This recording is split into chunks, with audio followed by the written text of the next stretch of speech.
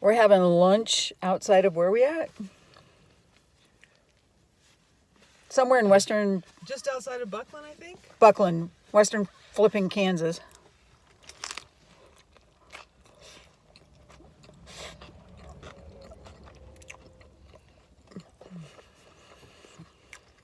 This is a spicy mustard, Daya cheese, lettuce, tomato, and cucumber sandwich.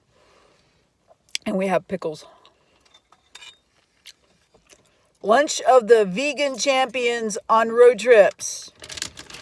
This is how we assembled our meal. And we're sitting in the front of the car.